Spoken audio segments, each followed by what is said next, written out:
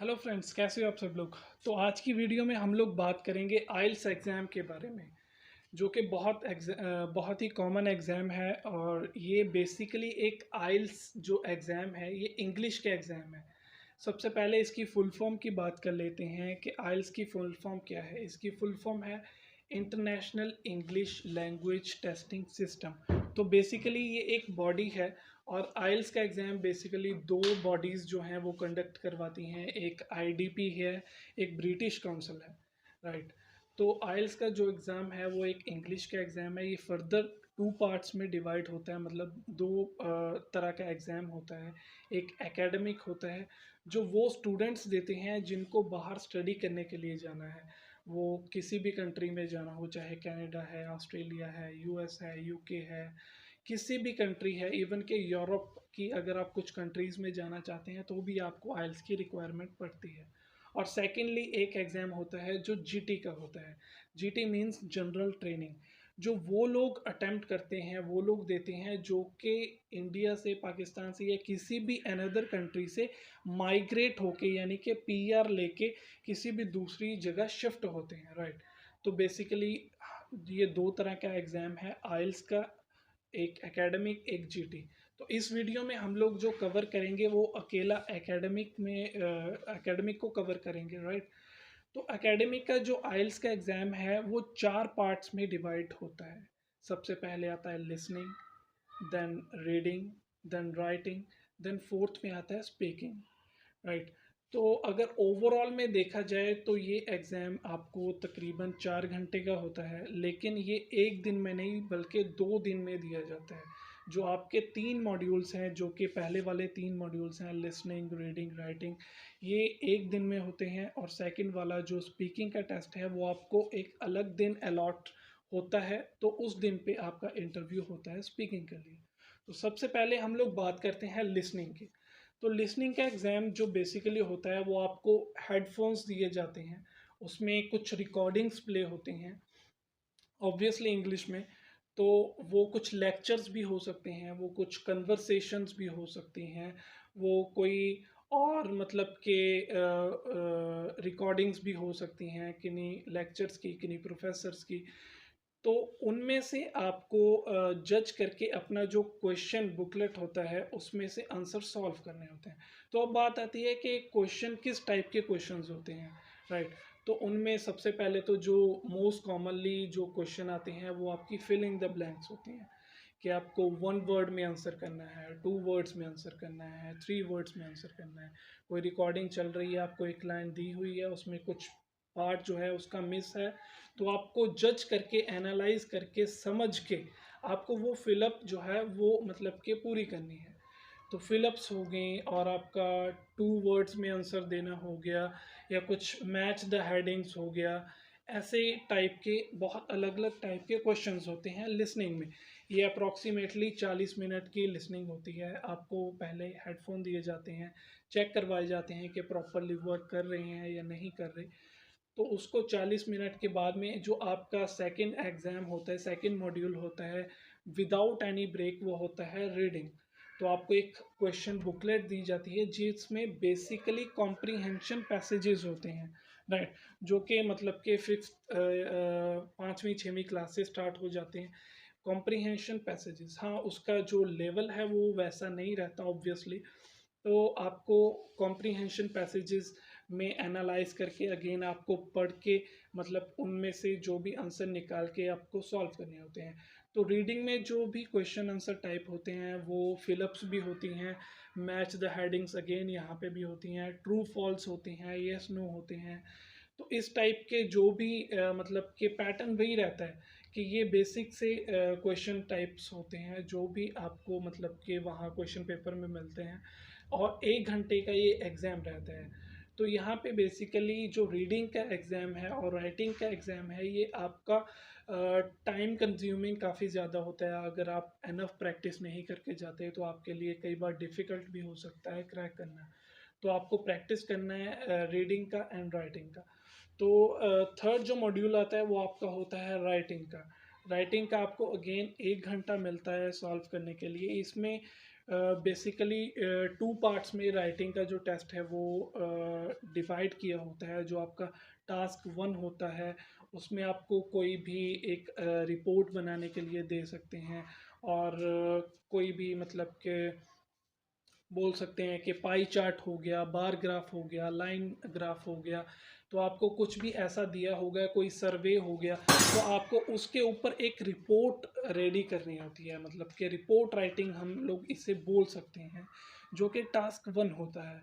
और इसकी जो वर्ड लिमिट होती है वो 150 वर्ड्स होती है, और आप लोग 160 वो टू 170 वर्ड्स इजीली रिकमेंड किया जाता है कि आपको इनमें से मतलब कि लिखना है।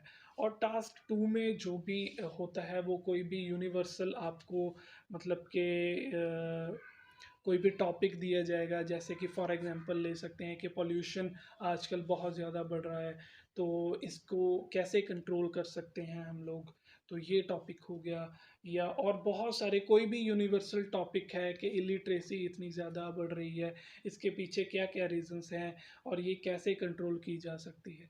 ऐसे जो भी टॉपिक हैं यूनिवर्सल से, वो आपको टास्क 2 में आते हैं। इसमें टेक्नोलॉजी के रिगार्डिंग पूछ सकते हैं, किसी मतलब के पर्टिकुलर प्रॉब्लम के बारे में पूछ सकते हैं, किसी भी डिफरेंट डिफरेंट टाइप्स के वो आपको क्वेश्चन पूछ सकते हैं। एक टास्क आपको दिया होगा, आपको उसको 250 260 वर्ड्स में इलेबोरेट करना है, ठीक है। तो इस दोनों टास्क को करने के लिए आपको 1 घंटे का टाइम मिलता है। 1 घंटे में आपको रिकमेंड किया जाता है कि जो आपका टास्क 1 है उसके ऊपर आप 15 टू 20 मिनट स्पेंड करें। आपका जो भी सेकंड टास्क होता है उसके ऊपर आप अबाउट 40 मिनट्स या 35 मिनट्स स्पेंड कर सकते हैं, और आखिरी में 5 मिनट्स आप ले सकते हैं उसको मतलब कि रीचेक करने के लिए, अपनी मिस्टेक्स फाइंड आउट करने के लिए। जो आपका टास्क 1 होता है वो होता है 3 बैंड्स का, 3 बैंड्स का, और जो आपका टास्क 2 होता है वो होता है आपका 6 बैंड्स का, राइट। और जो भी इसमें एक और आइल्स में देखने वाली बात है कि जो भी आपकी राइटिंग होती है वो होती है मैनुअली चेक होती है, मतलब कोई भी एग्जामिनर को आपके पेपर या शीट्स दी जाएंगी, वो आपके मतलब के मिस्टेक्स निकालेगा, आपकी वोकेबलरी चेक करेगा, वो आपको बैंड इशू करेगा, बैंड देगा। बट जो आपका लिसनिंग का और रीडिंग का जो एग्ज़ाम है वो आपको मतलब कि वो मैनुअली चेक नहीं होता, वो कंप्यूटराइज चेक होता है। तो इस बातों का भी आपको ध्यान रखना है कि जो भी आपके मतलब के रीडिंग एंड लिसनिंग में जो भी आप आंसर्स टाइप करो वो कैपिटल लेटर्स में हो और बहुत ही क्लियर में लिखे गए हों, ताकि कंप्यूटर जो भी है, बिकॉज इट्स अ मशीन, तो वो मिस्टेक भी कर सकता है आपकी हैंड राइटिंग को जज करने के लिए, तो जिसका लॉस आपको हो सकता है। तो ये तो हो गए आपके 3 मॉड्यूल्स जो कि आपके एक सेपरेट डे पे कॉन्टीन्यूसली चलते हैं। आप इनको करने के लिए आपको 3 to 4 आवर्स लग जाते हैं, क्योंकि बेसिकली देखा जाए तो 2.5 घंटे का ही टाइम लगता है, लेकिन आपके रजिस्ट्रेशन के लिए, आपकी अटेंडेंस के लिए, तो ओवरऑल जो आपको टाइम लगता है वो तकरीबन 4 घंटे लग जाते हैं इस दिन पे। और सेकेंड डे पे आप जब स्पीकिंग के लिए जाते हो तो आपको बुलाए जाते हैं, आपकी बायोमेट्रिक होती है वहाँ भी, मतलब कि आपकी रजिस्ट्रेशन होती है। तो आपको बेसिकली जो स्पीकिंग का जो टेस्ट है वो एक इंटरव्यू होता है। आपका इंटरव्यूअर आपके सामने बैठा होता है, तो आपसे वो इंटरव्यू लेता है। ये जो स्पीकिंग का टेस्ट है बेसिकली 3 पार्ट्स में डिवाइड किया हुआ है, 3 पोर्शंस में डिवाइड किया हुआ है। सबसे पहला पोर्शन होता है इंट्रोडक्टरी पार्ट, जिसमें वो आपको इंट्रोडक्शन में पूछता है आपके बारे में, आपकी सिटी के बारे में पूछ सकता है, आपके बैकग्राउंड के बारे में पूछ सकता है, आप काम करते हो या स्टूडेंट हो, आपकी फैमिली के बारे में। तो जो भी इंट्रोडक्टरी आपके पर्सनल मतलब के जो भी रिलेटेड क्वेश्चंस हैं वो आपको इस पार्ट में कवर किए जाते हैं, राइट। कि आपने ये कोर्स पढ़ा है, ये स्टडी की है, यही स्टडी क्यों की है आपने, कुछ इस तरह के क्वेश्चंस इंट्रोडक्टरी पार्ट में कवर किए जाते हैं। और सेकंड पार्ट में आपको एक क्यू कार्ड दिया जाता है। क्यू कार्ड बेसिकली एक टॉपिक होता है, जो भी रैंडमली एक टॉपिक होता है, तो आपको उसके ऊपर तकरीबन 1.5 मिनट टू 2 मिनट्स तक बोलना होता है, यानी कि 1.5 से 2 मिनट के लिए आपको उस टॉपिक के ऊपर बोलना होता है। उस टॉपिक को प्रिपेयर करने के लिए आपको 20 से 30 सेकंड का टाइम दिया जाता है। वो टॉपिक कुछ इस तरह के होते हैं कि for example talk about any person whom you like to meet, ये भी एक क्यू कार्ड है। और talk about any toy which you loved in your childhood, और talk about any journey with your friends. तो ऐसे कुछ भी मतलब कि रैंडमली वो आपको कुछ भी क्यू कार्ड दे सकता है, कुछ भी टॉपिक दे सकता है, जिसको आपको 20 सेकंड में उसी टाइम पे प्रिपेयर करना है और साथ के साथ में बोलना है। तो थर्ड पार्ट में इसके बाद में आता है आपका एक्सप्लेनेटरी पार्ट, जिसमें आपके क्यू कार्ड से रिलेटेड क्वेश्चन भी आपको पूछे जाते हैं, और इसके बाद में आपको कुछ यूनिवर्सल क्वेश्चन वो पूछ सकता है डिफरेंट डिफरेंट टॉपिक्स के ऊपर। बुक्स के रिलेटेड पूछ सकता है, न्यूज़पेपर के रिगार्डिंग पूछ सकता है, पॉलिटिक्स के रिगार्डिंग पूछ सकता है, आपके इंटरेस्ट के रिगार्डिंग पूछ सकता है, एडवर्टीजमेंट के रिगार्डिंग पूछ सकता है, वाइल्ड लाइफ के, फोटोग्राफी के, फूड के, किसी भी टॉपिक के रिगार्डिंग वो जो एग्जामिनर आपके सामने बैठा है वो आपसे क्वेश्चन पूछ सकता है। आपको इस पार्ट में आपको एक्सप्लेन करके क्वेश्चन के आंसर देने हैं। तो बेसिकली आइल्स का जो ये स्पीकिंग का मॉड्यूल है और राइटिंग का मॉड्यूल है, इसमें आपकी अकेली राइटिंग या स्पीकिंग चेक नहीं होती है, इसमें आप क्या सोचते हैं, आपकी सोच कहाँ तक जाती है, तो ये चीज़ें भी मैटर करती हैं। जो आपका आइल्स का जो एग्ज़ाम है वो प्रैक्टिस के ऊपर डिपेंड है, सारे का सारा प्रैक्टिस के ऊपर डिपेंड है। और जो भी आप जितनी ज़्यादा प्रैक्टिस करेंगे तो आप उतना अच्छा बैंड स्कोर हासिल कर सकते हैं। नॉर्मली अगर +2 वाले बच्चों की बात करें, उनको 6 ईच बैंड्स की रिक्वायरमेंट्स रहती है, और जो उसके फर्दर जो अंडर ग्रेजुएट्स या मास्टर्स करने के लिए जाते हैं उनको 6.5 एंड 7 बैंड्स की रिक्वायरमेंट हो जाती है। तो हाँ, अगर आप इन स्टेप्स को मतलब कि जो भी हम आने वाली वीडियोस आइल्स के ऊपर बनाएंगे, अगर आप उन प्रोसेसेस को या उन टिप्स को फॉलो करेंगे, तो आई होप कि आपका जो भी रिज़ल्ट होगा वो पॉजिटिव आएगा और आप अपना डिज़ायर्ड स्कोर जो भी होगा वो गेन कर पाएंगे।